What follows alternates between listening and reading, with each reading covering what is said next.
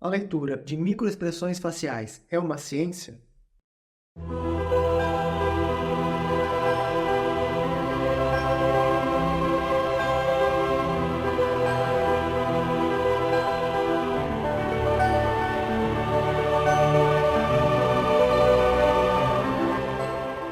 Olá, meu nome é Ben Gurgi e no episódio de hoje vamos falar sobre microexpressões faciais. A leitura de microexpressões faciais realmente funciona? Ou seja, microexpressões faciais é pseudociência? Bom, a pergunta está supondo que microexpressões faciais, que tratar como sendo uma ciência, implica que funciona e vice-versa, né? Que é a mesma coisa. Quando esse ou seja está assumindo que será a mesma coisa e na verdade não é. Né? Para começar, tem esse ponto. Vamos analisar primeiramente se é uma ciência ou não e depois vamos analisar se funciona. Se bem que dá para sintetizar, na verdade, eu vou sintetizar tudo de uma vez, né? Porque sim, funciona e também é uma ciência. Eu vou explicar um pouco melhor essa questão. Bom, no Fórum 1 dos apodídicos, eu falo, por exemplo, sobre o cavalo Hans, né, o inteligente cavalo Hans, entre aspas, o inteligente cavalo Hans. E ele faz leituras de expressões faciais, expressões corporais, né, linguagem corporal, né, um nível bastante sutil de linguagem subliminar, e ele interpreta se a pessoa está com alto nível de ansiedade ou baixo nível de ansiedade, e outras características. Principalmente ele interpreta o próprio dono, mas ele interpreta também em outras pessoas. Vou relatar um resumo do cavalo Hans. Né? No começo do século XX, no final do século XIX, começo do século XX, no livro do Sagan, O Cérebro de Broca, que em português, ou em português de Portugal, português do Brasil, se chama O Cérebro de Broca. No outro, o mesmo livro tem o título O Romance da Ciência, mas o conteúdo é o mesmo, só muda do português do Brasil e de Portugal que muda o título.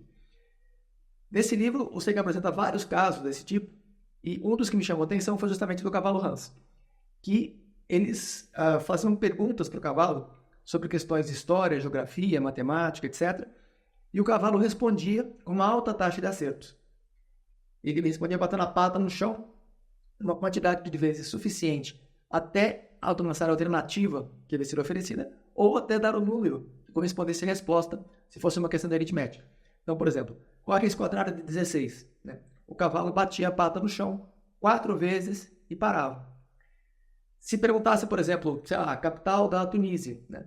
E apresentava alternativas, né? Sei lá, Tunis, Addis Abeba, Nova York, Chicago, Londres, e colocando cada uma com o número 1, 2, 3, 4, 5. O cavalo batia o número correspondente à resposta correta e parava em seguida. Então ele dava respostas compatíveis com as perguntas numa grande taxa, mais de 80% de acertos, mais da que a maioria dos humanos.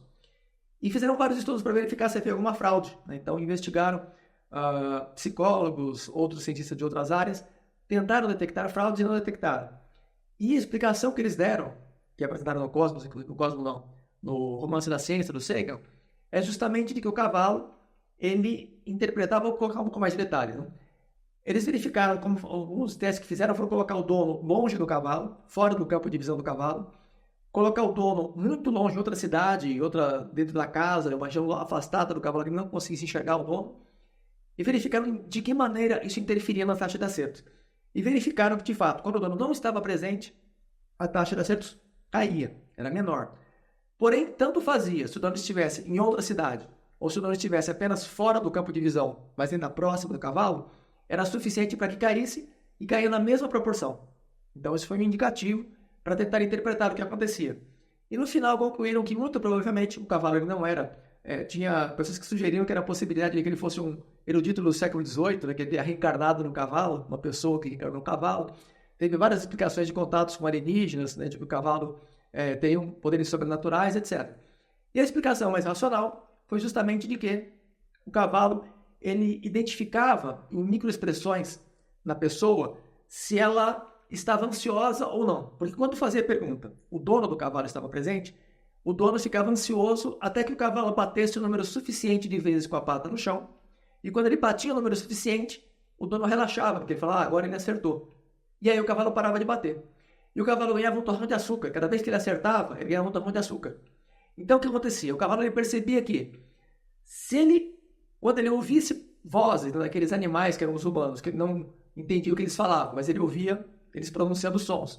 Quando eles começavam a pronunciar sons, ele entendia que se ele começasse a bater a pata, quando eles parassem de falar, ele começasse a bater, e ele parasse de bater, no momento em que o nível de ansiedade dessas pessoas, especialmente do dono dele, diminuísse, ele ganhava um torrão de açúcar. O que ele entendia era isso. Ele não compreendia as palavras, não sabia, não conhecia nenhum dos temas abordados, né? Mas ele deduziu aproximadamente que com esse comportamento ele seria premiado com os torrões de açúcar. E aí ele reagiu, ele foi praticamente treinado, né? Meio que talvez, não sei se foi involuntariamente ou não, mas ele acabou sendo treinado para reagir dessa forma. E no final ele interpretava o que as pessoas transmitiam, especialmente o dono, que ele conhecia melhor, né? O que eles transmitiam em relação a níveis de ansiedade. Um baixo nível de ansiedade e um alto nível de ansiedade. Então, até os cavalos, até animais mais primitivos que os humanos, conseguem fazer esse tipo de leitura. E os humanos, obviamente, fazem melhor ainda, e ainda por cima é possível treinar, né? Tem vários estudos sobre isso desde os anos 70. Desde os anos 60, na verdade. O Paul Ekman, né, que é um dos pioneiros nessa área, tem estudos mais recentes do Matsumoto, inclusive. Os estudos do Matsumoto são interessantes porque ele compara pessoas que tentam fazer leitura de microexpressões faciais antes de receber um treinamento. Eles têm mais ou menos 10 a 20% de acertos. Depois ele faz novamente com essas mesmas pessoas depois de terem recebido um treinamento sistemático. E essas pessoas que receberam o treinamento acertam de 70% a 90%. Né? Então, quer dizer, tem uma diferença de 10 a 20% antes do treinamento para 60% a 70% depois do treinamento. Alguns chegam até 80% e 90% depois do treinamento. Eles são mais habilidosos, que têm mais aptidão, chegam a quase 90% de taxa de acerto. Então, se fosse um processo aleatório, obviamente não haveria essa diferença de taxa de acertos. E, mais do que isso, o Matsumoto ele mostrou não apenas que havia esse processo, que era um processo legítimo, como ele provou também que era possível. Ele não provou, mas ele corroborou, né, que também era possível aprender técnicas que possibilitam a leitura de expressões faciais. Então, nós temos, né, uma intuição natural, nós já nascemos com uma certa habilidade para isso, mas é uma habilidade pouco desenvolvida, uma habilidade primitiva, que pode ser aprimorada com treinamento. Então, nós já temos espontaneamente isso e ainda é possível levar a um nível muito mais alto do que aquele que nós temos quando nascemos.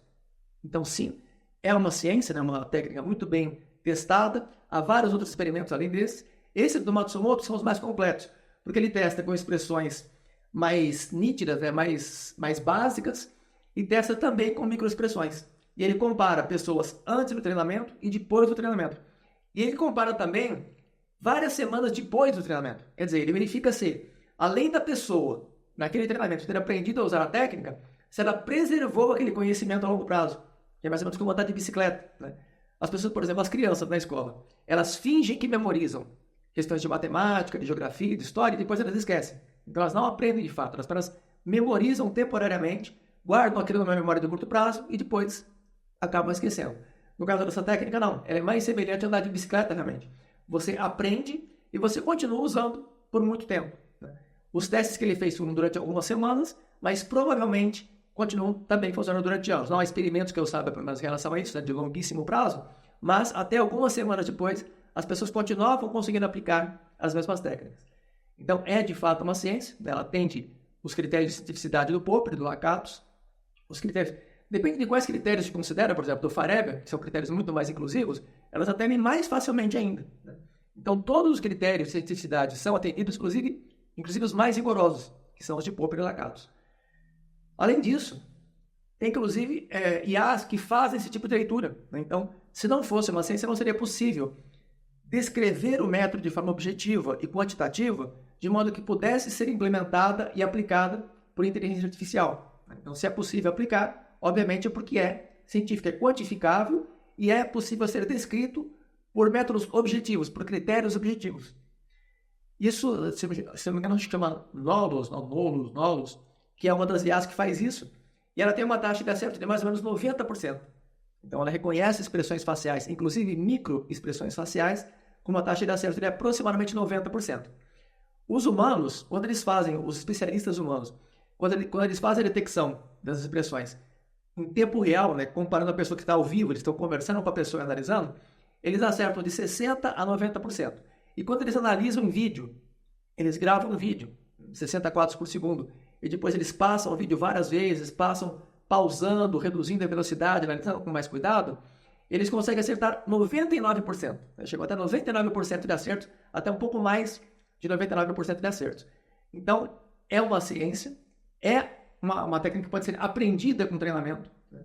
Ela é muito bem testada, muito bem fundamentada. Há muitos outros estudos, além desse no Matsumoto. Se pesquisar pela internet, você encontra vários estudos sobre isso, que corroboram que realmente é aplicável, inclusive é usado em criminalística, em vários campos da psicologia, em vários campos militares, né?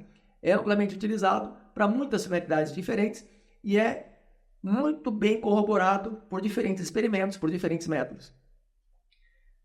Uma questão que pode ser discutida é com relação aos significados das palavras. Por exemplo, o que é exatamente a ansiedade? O que é exatamente o estresse? O que é exatamente o medo? Porque nós temos uma intuição do que expressa o medo, só que quando a pessoa ela sente medo, mas ela finge que não está sentindo, é mais difícil de detectar. E aí, para reconhecer por meio das microexpressões faciais que a pessoa está disfarçando o medo, não é tão simples, é mais complexo o processo. E o significado do sentimento de medo, será que ele muda quando ele está misturado com uma tentativa de fraudar o sentimento de medo? O sentimento de raiva, né? Quando a pessoa está com raiva, mas elas fingem que não estão. Será que dá para fraudar? E aquele sentimento que é gerado, se existe uma tentativa de abafar aquele sentimento, de atenuar aquele sentimento e a própria expressão do sentimento. Será que isso altera o significado da palavra? Então essa é uma outra questão, que aí já está mais no campo filosófico, né? Já não está tanto no campo científico, mas no campo filosófico de discutir se o significado dessas palavras são realmente que são expressos nessas microexpressões. Por exemplo, os atores, né? Atores, atrizes, quando eles fazem curso de teatro, eles aprendem justamente como fingir que estão sentindo, que estão manifestando certos sentimentos, que estão muito tristes, que estão muito felizes, né? Que estão assustados. E no treinamento que eles recebem, eles são orientados para não tentar fingir. Em vez de tentar fingir, eles são orientados para eles tentarem se lembrar de uma situação na qual eles vivenciaram aquele tipo de sentimento. Então, se ele vai simular que o pai dele no filme ou na novela que faleceu, que ele ficou triste, ele vai procurar se lembrar de alguma coisa na vida dele, que ele ficou triste, vai reviver esse sentimento de forma espontânea, e aí ele não vai estar fingindo, ele vai estar realmente revivendo, ressuscitando, né? Restaurando e restabelecendo aquele sentimento. Então fica muito mais autêntico, porque a pessoa não está dissimulando, ela está realmente reproduzindo o mesmo sentimento de novo. Ela está novamente sentindo aquilo, né? Então, isso que faz com que o ator tenha uma alta fidedignidade na representação do sentimento. Ou seja, se não fosse possível fazer a leitura de microexpressão facial, não haveria necessidade de que eles fizessem isso. Eles simplesmente fingiriam e pronto, é muito mais fácil fingir. Então, se há essa necessidade de reviver o sentimento, mostra que é extremamente difícil fingir esse tipo de sentimento. Consequentemente, a leitura dessas microexpressões, provavelmente, só com base nisso, já daria para sustentar razoavelmente bem que não dá para provar que é científico com base nisso, dá para corroborar a cientificidade com base nisso, mas dá para mostrar que funciona, né? Dá para mostrar que muito provavelmente funciona na grande maioria dos casos.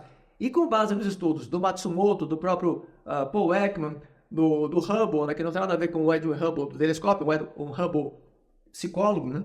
Tem também um Neumann, que não tem a ver com o Neumann da ciência da computação, é um outro Neumann, né? Neumann que é psicólogo, que também fez estudos sobre isso.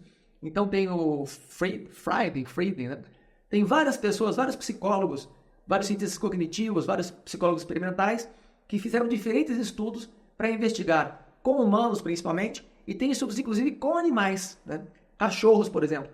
Quando você olha para um cachorro que ele toma um susto, ele está com medo, você consegue enxergar, inclusive na expressão do cachorro, dá para detectar expressão de medo. É que, nesse caso, é mais simples, né? A expressão de medo é uma expressão muito escandalosa, podemos dizer assim, né? Quando é uma expressão mais sutil, uma microexpressão, é mais difícil de humanos identificarem em outros animais, mas dá para detectar também em outros animais, especialmente cachorros, que nós estamos mais acostumados a conviver, alguns cavalos e primatas, né? Então, dá para detectar tanto os humanos nesses animais, quanto esses animais detectarem nos humanos.